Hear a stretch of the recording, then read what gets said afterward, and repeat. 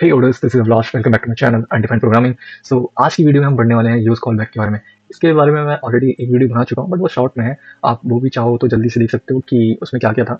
But वो एक shorter version था और इसमें मैं लॉन्ग वीडियो बना रहा हूँ, तो इसमें हम थोड़ा ज़्यादा पढ़ेंगे, थोड़ा डीप में पढ़ेंगे कि यूज कॉल बैक होता क्या है। ठीक है, यूज कॉल बैक बहुत इंपॉर्टेंट कॉन्सेप्ट है। ठीक है, कोर कॉन्सेप्ट है रिएक्ट का। अगर एक बार यूज कॉल बैक आपको समझ में आ गया तो आप बहुत अच्छे से रिएक्ट को जान जाओगे, कोड करने लग जाओगे और मज़ा आता है फिर यूज़ कॉल बैक को यूज़ करने में। क्योंकि मोस्टली जो बिगिनर्स डेवलपर होते हैं वो क्या करते हैं, उनको एक तो यूज़ कॉल बैक हो गया और आपका यूज़ मेमो हो गया, रिएक्ट मेमो हो गया या यूज़ रैप हो गया, ये उतना समझ में आता नहीं है इनिशियली, राइट। तो वो क्या करते हैं, वो इसको यूज़ करते ही नहीं है। तो जिसके कारण क्या होता है, उनको रिएक्ट की उतनी खास नॉलेज होती नहीं, या अगर उनसे अगर कुछ पूछा भी जाए तो वो एक तरीके से रट्टा मार वाला जो जवाब होता है वो दे देते हैं। बट इससे क्या आपको यूज कॉल बैक या यूज रेफ या जो भी चीज़ें हैं इसके अंदर जो भी कोर कॉन्सेप्ट है वो समझ में आता है क्या? नहीं। मोस्टली ज़्यादातर जो बिजनेस डेवलपर होते हैं वो ज़्यादातर किसमें फंस के रह जाते हैं, या तो यूज स्टेट यूज़ करेंगे या तो फिर यूज इफेक्ट यूज़ करेंगे, दैट्स इट। अब प्रॉब्लम ये होती है कि जब वो यूज कॉल बैक और यूजर एफ सीख रहे होते हैं तो एक तो मोस्टली ये प्रॉब्लम देखी है मैंने कि तो ये सही से सिखाया नहीं जाता है। ठीक है, पहले तो अगर आपको ये सब सीखना है तो इसकी नीड समझनी पड़ेगी कि इसकी नीड होती क्या है, ये हमें क्यों सीखना चाहिए, क्यों इतना इंपॉर्टेंट है, और कब यूज़ करना है, कब इसे।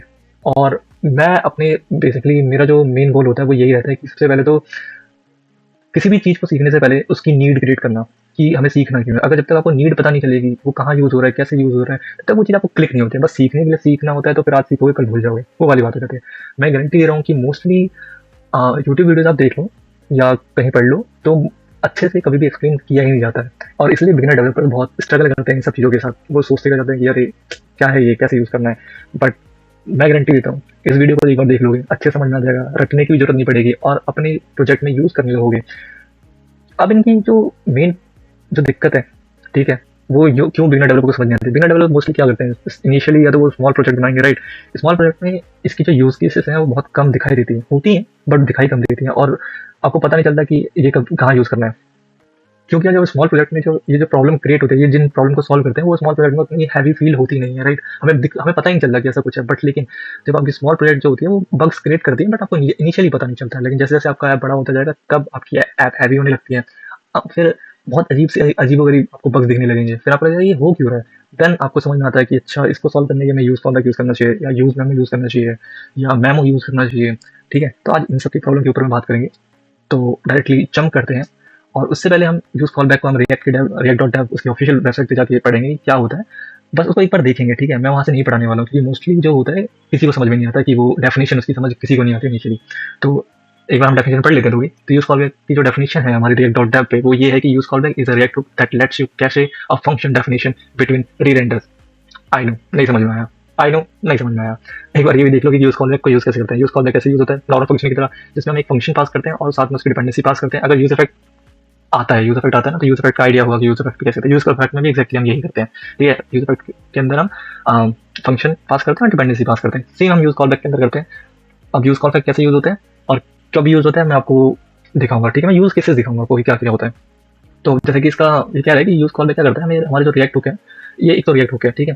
दूसरा कि ये लेट हमारे फंक्शन को कैशे कर देता है। कैसे समझते हो? ठीक है, जल्दी इनिशियली स्टोर कर देता है एक जगह पे। और डेफिनेशन बिटवीन री रेंडर्स, एक बार फिर से पढ़ लेते हैं। Use call back is a React that lets you cache function definition between री रेंडर्स। नहीं समझ में आया होगा, ठीक है। और एक चीज और देखते हैं, सबसे नोट इसका एक बार पढ़ लेना कि React compiler automatically memorize values and function, reducing the need for manual use call back calls. You can use the compiler to handle memorization automatically. हाँ, ये इंपॉर्टेंट इसलिए क्योंकि अब जो है ना, जो रिएक्ट का जो नया वर्जन आ रहा है, रिएक्ट का जो नया वर्जन है वो 19, उसके अंदर हमें ना रिएक्ट कंपाइलर मिलता है। तो जब आप रिएक्ट कंपाइलर को यूज करते हो तो आपको ये जो भी यूज कॉल बैक है या मेमोराइजेशन, ये सब आपको मैनुअली नहीं करना पड़ता, क्योंकि इससे पहले जितने भी वर्जन थे इसमें हमें मैनुअली करना पड़ता था, और ये बहुत ही कोर कॉन्सेप्ट है। तो अच्छा तो ये हुआ कि कोर कॉन्सेप्ट समझ जाओ, क्योंकि अंडर द हुड तो यही सारी चीजें यूज हो रही है ना। भले अब रिएक्ट कंपाइलर अब ऑटोमेटिकली वो काम कर देगा, बट लेकिन वो कैसे कर रहा है, वो क्या जादू है, क्या मैजिक है, कोई कुछ भी ऐसा चमत्कार नहीं होता ना, हर चीज के पीछे एक लॉजिक। तो अगर यूज कॉल बैक समझ में आ गया तो बढ़िया ही है, फिर तो मजा ही आ जाता है। और फिर कभी इंटरव्यू में आए तो अच्छे से एक्सप्लेन कर पाओगे, वरना वही घिसी पिटी एक्सप्लेनेशन देते रहोगे। तो ये तो मैं आपको बता चुका हूँ। तो एक काम करते हैं, इसको भूल जाते हैं, ठीक है। अब हम इसके ऊपर बात नहीं करेंगे, ये डेफिनेशन हमने इसकी पढ़ ली, अब हम इसको भूल जाते हैं, हम अपने काम पे आ जाते हैं। हमारा काम क्या है, लोकल होस्ट चलाना। एक बार 1 मिनट को हटाते हैं, लोकल होस्ट अपना ओपन करते हैं। ऑलरेडी ओपन हो गया, कोई दिक्कत नहीं है, रिलोड कर लेते हैं एक बार। ठीक है, I would suggest you must use cursor. ठीक है। मैं कर्सर के अंदर ही जो कर रहा हूँ वो एक कर्सर के अंदर कर रहा हूँ, मेरा ब्राउजर भी इसमें चल रहा है, कंसोल भी यहाँ पे और यहाँ पे, बहुत सही है, तो आप यूज़ कर सकते हो सभी। ओके, तो हाँ, जैसे कि अभी मेरे यहाँ आप देख सकते हो, यहाँ पे एक काउंट है, बटन है, यहाँ पे जब मैं क्लिक करूँगा तो क्या होगा, काउंट इंक्रीज हो जाएगा 1 से। तो पहले हम अपना यूआई देखते हैं, यूआई में हो क्या है।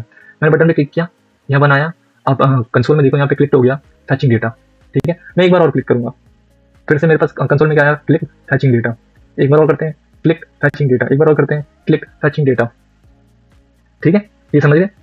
अब चलो हम कोड को देखते हैं एक बार। कोड में क्या कर रखा है, मैंने एक बटन बना रखा है, ठीक है, उसके अंदर मैंने ऑन क्लिक हैंडलर दे रखा है, हैंडल क्लिक करके, क्योंकि जिसका फंक्शन ये रहा, वो क्या कर रहा है कि जब भी मैं बटन पे क्लिक करूंगा, वो हमारा जो स्टेट है, काउंट का स्टेट जो है, वो 1 से इंक्रीमेंट कर रहा है, ठीक है। ओके, समझिए, वो 1 से इंक्रीमेंट कर रहा है। तो यूज स्टेट हमारा क्या करता है, यूज स्टेट हमारा जब भी चेंज होता है, ठीक है, यूज स्टेट हमारा जब भी चेंज होता है, वो यूआई को री रेंडर करता है। क्या करता है, यूआई को री रेंडर करता है। इससे क्या होता है, जब भी हमारा यूआई री रेंडर होता है, तो हमारा स्टेट एक तो चेंज हुआ, यूआई रेंडर हुआ, तो हमारा जो काउंट है यहाँ पे दिखने लगता है, ठीक है, 5, 6, 7 ये दिखने लगा। बट ये हमारा एक फैच डेटा एक फंक्शन भी बना रखी है हमने, ठीक है। इसमें भी हम क्या कर रहे हैं, कंसोल लॉग लगा के फैचिंग डेटा। और जब भी आपको पता है कि हम रिएक्ट के अंदर कुछ भी फैच डेटा करते हैं या कुछ भी करते हैं, तो हम उसको यूज इफेक्ट के अंदर यूज करते हैं, राइट, वरना अनलिमिटेड कॉल चले जाते हैं, रीरेंडर्स होते चले जाते हैं और एरर आ जाता है। तो फैच डेटा हमने यहाँ पे फंक्शन पास करके कॉल कर दिया, और यहाँ पे इसकी डिपेंडेंसी में यूज में फैच डेटा दे दिया। क्यों दे दिया फैच डेटा, क्योंकि हम चाहते हैं कि जब भी फैच डेटा में एक्चुअली कुछ चेंज हो, तो या कोई नया डेटा हो, या हो सकता है कोई नया डेटा आया हो, या हो सकता है डिलीट हो गया हो, या अपडेट हो गया हो, तो उस हिसाब से हमारा फैच डेटा जैसे भी चेंज होगा, डिपेंडेंसी में कॉल हो जाएगा एंड वो डेटा को फैच कर देगा। बट अभी ध्यान से देखो यहाँ हो क्या रहा था, मैं जब भी बटन पे क्लिक कर रहा था, ठीक है, इसका नॉर्मल बिहेवियर होना क्या चाहिए था, इस फंक्शन के हिसाब से अगर आप ये देख रहे हो तो इसका नॉर्मल बिहेवियर होना क्या चाहिए था। इसका नॉर्मल बिहेवियर तो ये होना चाहिए था कि जब फैच डेटा जो है वो सिर्फ एक बार रन करना चाहिए था, ठीक है, फैच डेटा एक बार रन होना चाहिए था इनिशियल रन पे। जैसे यहाँ पे इनिशियल रन करूंगा मैं, तो एक बार रन होना चाहिए था फैचिंग डेटा, या दो बार हो गया, डोंट नो व्हाई। एक बार और रिटर्न करते हैं। ओके, दो बार हो रहा है, कुछ तो हो रहा होगा, ठीक है, कोई नहीं। तो फैच डेटा हमारा अगर देखा जाए तो एक बार रन होना चाहिए था, ठीक है। बट एक्चुअली में अभी हो क्या रहा है कि जब हम बटन पे क्लिक करते हैं, जब भी हम कंपोनेंट री-रेंडर हो रहा है, जब भी हम बटन पे क्लिक कर रहे हैं तो कंपोनेंट री-रेंडर हो रहा है। री-रेंडर से क्या होता है, फैच डेटा रिक्रिएट हो रहा है। ध्यान से सुनना मेरी बातों को, फैच डेटा रिक्रिएट हो रहा है। बटन पे क्लिक किया तो कंपोनेंट री-रेंडर हो रहा है। री-रेंडर होने के कारण, कंपोनेंट के री-रेंडर होने से कारण क्या हो रहा है कि फैच डेटा हमारा रिक्रिएट हो रहा है। क्योंकि हमारा फैच डेटा रिक्रिएट हो रहा है, तो डिपेंडेंसी को ऐसा लग रहा है कि फैच डेटा के अंदर हमारा कुछ चेंज हुआ है। क्योंकि हमारा फैच डेटा रिक्रिएट हो रहा है, तो डिपेंडेंसी को लग रहा है कि फैच डेटा में कुछ चेंज हुआ है, और जब वो उसको लगा चेंज हुआ है, तो इसलिए उसने यूज इफेक्ट को दोबारा से रन कर दिया। समझ रहे हो, उसने दोबारा से क्या कहते हैं, यूज इफेक्ट को रन कर दिया। इसके कारण हमारा फैचिंग डेटा एक बार और ऐसे प्रिंट होता जा रहा है, ठीक है, लॉग में दिख रहा है। तो अभी तो सोचो कि मैंने सिर्फ फैचिंग डेटा लिखा हुआ है, अभी ध्यान से सोचो कि मैंने सिर्फ फैचिंग का डेटा लिखा हुआ है। अगर मैं सच में कोई एपीआई यहाँ पे कॉल कर रहा होता, तो सोचो, मैं तो एपीआई में हो सकता है कुछ चेंज भी नहीं हो रहा हो, वो एकदम क्या कहते हैं स्टैटिक डेटा हो, जो चेंज ही नहीं हो रहा, वो वैसे ही रहेगा। लेकिन मैं जब भी बटन दबा रहा हूँ, वो फालतू का हमारा एपीआई फैच कर ले रहा है, एक एपीआई कॉल चली जा रही है बेमतलब की। तो सोचो बेमतलब की जब एपीआई कॉल जाएंगी, हो सकता है कुछ एपीआई कॉल्स हो सकती है हैवी हो, तो फिर तो हमारा ऐप तो फंस जाएगा, ठीक है, हमारा यूआई फालतू का हैवी जाएगा, फालतू के कॉल चले जाएंगे, हमें जो कि देनी भी नहीं है। वो हो सकता है भाई हमारा ऐप छोटा है इसलिए इतना पता नहीं चला, लेकिन जैसे जैसे ऐप बड़ा होता है ना भाई, बिलीव मी, बहुत दिक्कत होती है, ठीक है। इसलिए आप ठीक ही करते रह जाओगे और कई बार चीजें समझ में भी नहीं आती कि हो क्यों रहा है। तो सोचो कितनी बार हमारे पास कॉल हो गए बस बटन क्लिक करने पे। तो इन प्रॉब्लम से बचने के लिए हम यूज कॉल बैक यूज करते हैं, ठीक है, क्योंकि जो इफेक्ट रन जो मतलब कि जो लॉजिक चेंज कर दे रहा है ना, इफेक्ट रन जब भी फालतू का जो इफेक्ट्स आ रहे हैं हमारे बटन पे क्लिक करने पे, जो हमें ये रन करवाना भी नहीं है तो भी रन हो जा रहा है, तो ये प्रॉब्लम को हमारा सॉल्व करता है यूज इफेक्ट, ठीक है।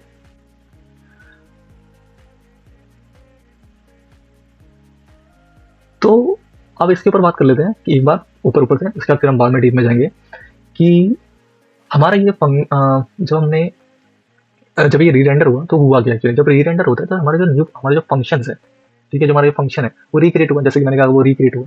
तो जब रिक्रिएट होता है तो जो हमारा जो फंक्शन है ये वाला, उसका जो रेफरेंस है वो मेमोरी के अंदर नया बन गया, ठीक है। हर फंक्शन के रिक्रिएशन पे उसका जो मेमोरी रेफरेंस होता है वो न्यू बनता है, ठीक है। अब वो जो फंक्शन हमारा नया वाला बना, तो ये जो अभी जो नया वाला है फैच डेटा का जो मेमोरी रेफरेंस, वो हमारे पुराने वाले फैच डेटा की मेमोरी रेफरेंस से मैच नहीं करेगा। क्यों करेगा, क्योंकि दो अलग अलग मेमोरी रेफरेंस है, तो क्या वो दोनों इक्वल हुए, भले उनकी लॉजिक बदले हो ना बदले, भले लॉजिक कितने भी सेम हो, उनकी मेमोरी रेफरेंस तो डिफरेंट है ना, तो मेमोरी रेफरेंस डिफरेंट है तो उस हिसाब से तो उसको लगेगा कि भाई मेमोरी रेफरेंस चेंज हो गया, मेमोरी रेफरेंस चेंज हो गया तो फैच डेटा कॉल कर दो। क्योंकि हमारा यूज इफेक्ट का जो डिपेंडेंसी है वो हमारे फंक्शन की लॉजिक पे काम नहीं करता है, बल्कि फंक्शन की मेमोरी रेफरेंस पे काम करता है। अगर उसका मेमोरी रेफरेंस चेंज हुआ है तो उसको लगता है कि डेटा में कुछ चेंज हुआ है, तो यूज इफेक्ट को कॉल कर दो। समझ रहे हो? अगर उतने अच्छे से भी समझ नहीं आया तो इट्स ऑल राइट। अभी हम धीरे धीरे आगे बढ़ेंगे और आपको एक एक चीज क्लियर हो जाएगी। ठीक है, अब जैसे कि मैंने बात कहा कि यूज कॉल बैक ऐसी प्रॉब्लम को सॉल्व करता है, तो यूज कॉल बैक को इसलिए ही इंट्रोड्यूस किया गया था रिएक्ट के द्वारा। ठीक है, रिएक्ट जेएस के द्वारा यूज कॉल बैक को इसलिए ही इंट्रोड्यूस किया गया था।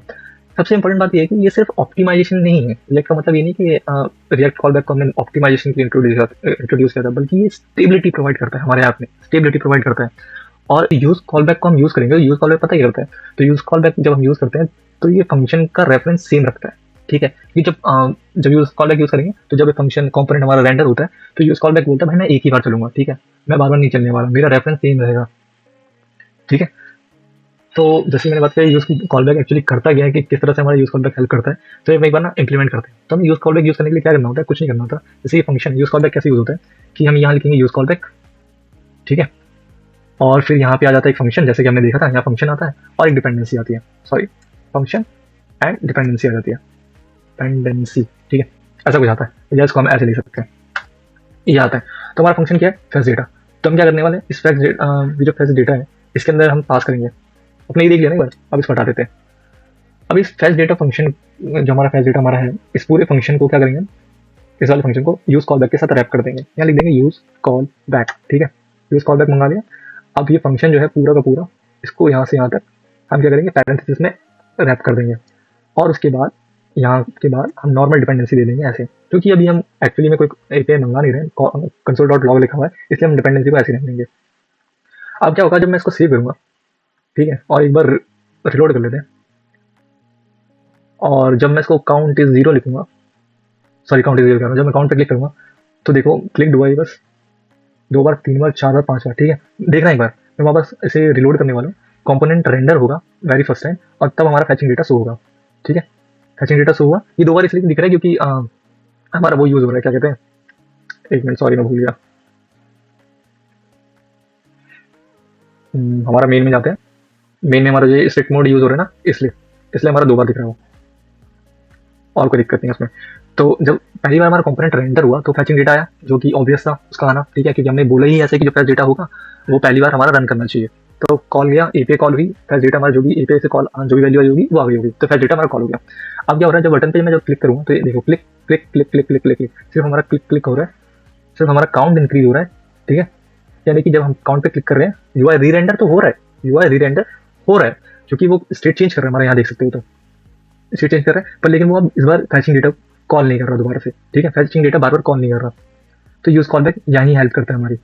इसने क्या किया, इसने पैक कर दिया पूरे फंक्शन को, और इसने कहा कि भाई मेरा जो रेफरेंस है, जो मेरे मेमोरी रेफरेंस है वो बदलने वाला नहीं, वो सेम रहेगा। जब एक्चुअली कुछ डिपेंडेंसी में चेंज होगा तो ही मैं अपना मेमोरी रेफरेंस चेंज करूंगा, और जब मेमोरी रेफरेंस चेंज होगा तो यहाँ पे मेमोरी रेफरेंस चेंज हो जाएगा डेटा का, जिसके कारण यूज इफेक्ट एक बार और रन हो जाएगा। ठीक है, इतना ही होता है और कुछ नहीं होता।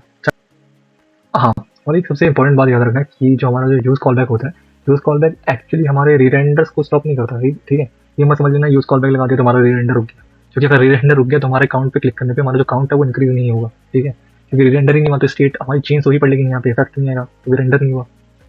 तो इसलिए यूज कॉल बैक हमारे रीरेंडर को स्टॉप नहीं करता, एक्चुअली हमारे फंक्शन की आइडेंटिटी है उसको स्टेबलाइज करता है। ठीक है, तो even know component still re-render on count change but fetch data stage the same. ठीक है, हालांकि हमारा अब काउंट हमारा चेंज हो रहा है, बट लेकिन हमारा जो फेच डेटा है वो सेम है, वो चेंज नहीं हो रहा, क्योंकि इसके अंदर ना कोई वैल्यू चेंज हो रही है, ना एक्चुअली में कोई डिपेंडेंसी चेंज नहीं हो रही इसके अंदर।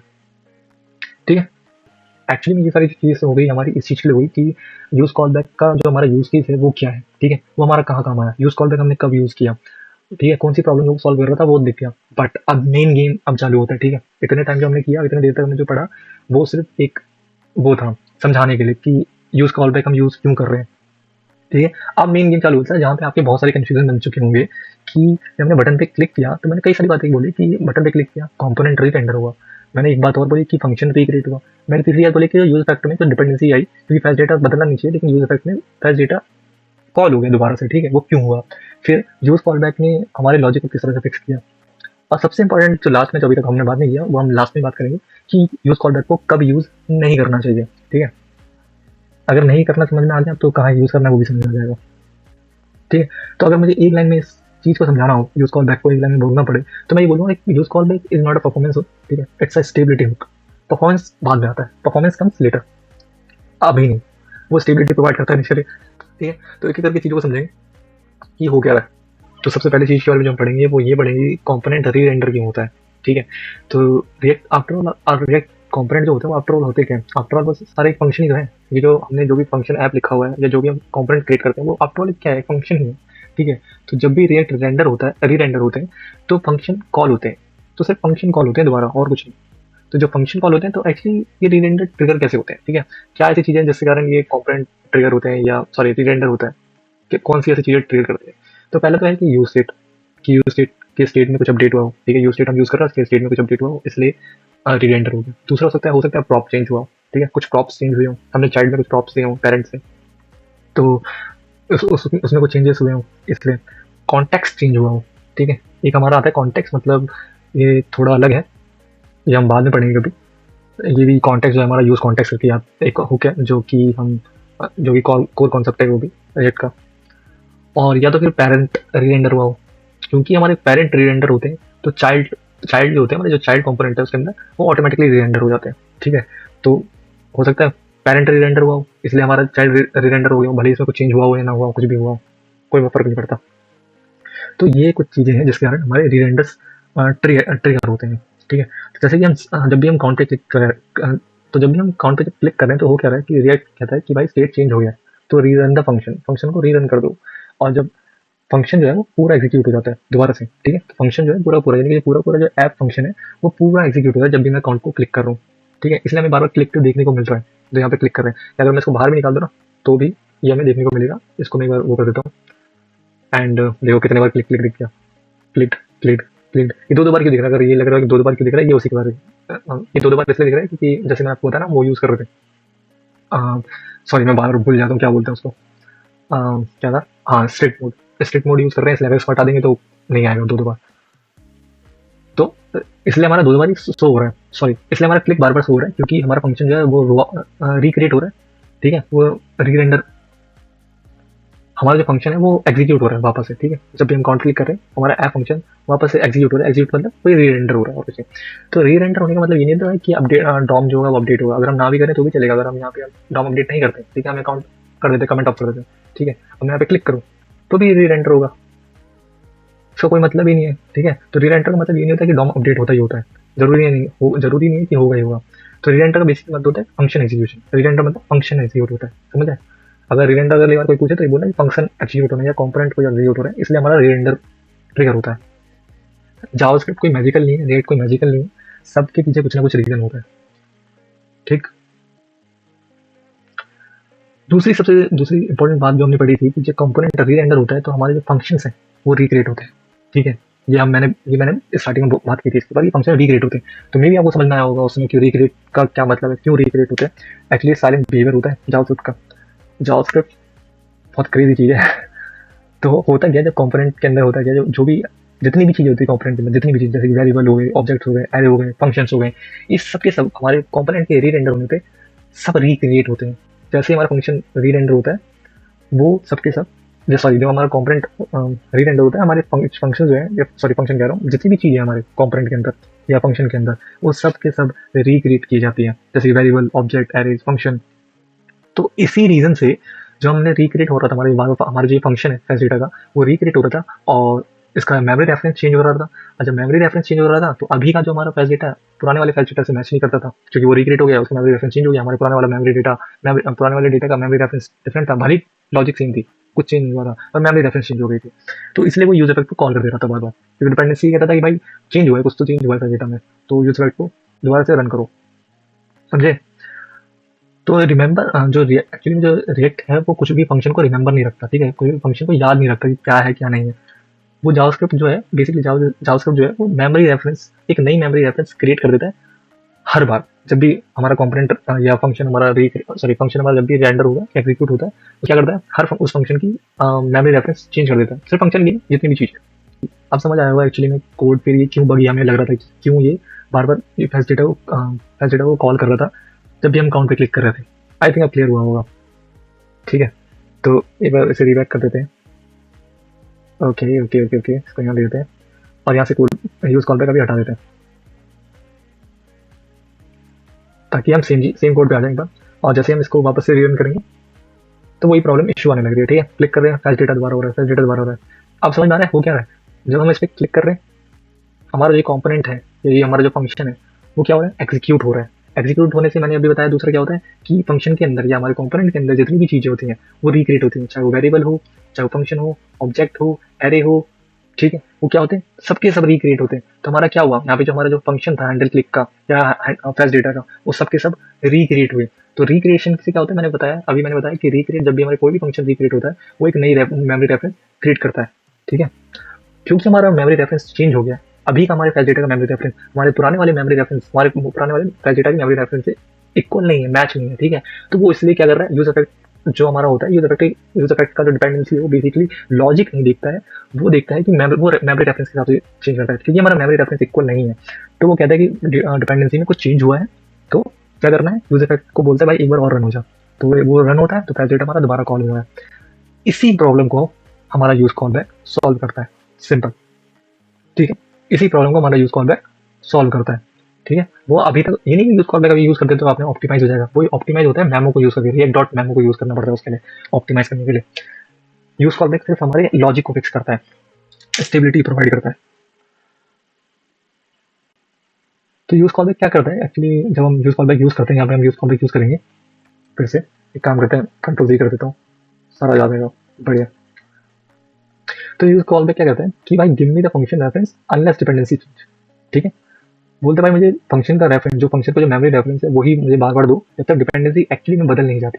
ठीक है, तो इसलिए जब हम यूज कॉल बैक यहाँ यूज कर रहे हैं और इसके अंदर हमारी डिपेंडेंसी में कुछ भी चेंज नहीं हो रहा है, इसलिए इसका मेमोरी रेफरेंस चेंज नहीं हो रहा है। क्योंकि मेमोरी रेफरेंस चेंज नहीं हो रहा है, तो इसका जो मेमोरी रेफरेंस है सेम का सेम रह रहा है, इक्वल हो जा रहा है, और तो उसे लग रहा है भाई डिपेंडेंसी में कुछ चेंज नहीं हो रहा, इसलिए वो फैच डेटा को यूज इफेक्ट को रीरन नहीं कर रहा है, इसलिए हमारा फैच डेटा वापस से कॉल नहीं हो रहा है।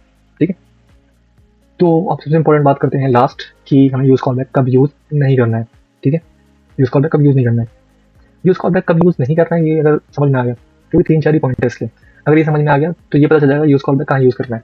ठीक है, कहाँ नहीं करना है, अगर ये समझ में आ गया तो ये भी समझ में आ जाएगा कहाँ करना है। ठीक है, तो कहाँ नहीं करना है, तो हमें यूज कॉल बैक कहाँ यूज नहीं करना है, जैसे कि फंक्शन पास करा रहे हो एज अ प्रॉप। ठीक है, जब हम फंक्शन एज अ प्रॉप पास ना करवा रहे हो। ठीक है, या हमारे फंक्शन में कोई डिपेंडेंसी एरे ना हो, या हमारा जो फंक्शन है वो as a dependency array use ना हो रहा है। जैसे यहाँ पे देखोगे तुम्हारा जो फंक्शन है वो as a dependency array use हो रहा है। ठीक है, हमारा जो वाला फंक्शन है वो as a dependency array use हो रहा है, क्योंकि डिपेंडेंसी एरे यूज हो रहा है इसलिए हमने यहाँ पे यूज कॉल बैक यूज किया हुआ है। ठीक है, तीसरा सिचुएशन होता है जब कंपोनेंट हमारा छोटा हो, जैसे कि अभी हमारा बहुत छोटा है। ठीक है, बहुत छोटा है कंपोनेंट में कुछ है ही नहीं, तो हम चाहे तो अगर ना भी यूज करें तो भी चलेगा।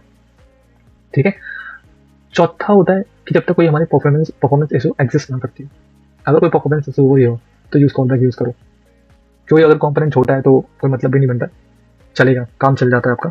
लेकिन जैसे जैसे आप बढ़ती है परफॉर्मेंस इशू बढ़ता है तो कंपोनेंट बड़े होने लगते हैं, तो हमें ये सारी चीज़ें यूज़ करनी पड़ती है। ठीक है, तो आई होप ये वीडियो समझ में आई होगी। मिलते हैं नेक्स्ट वीडियो में, तब तक के लिए बाय, धन्यवाद।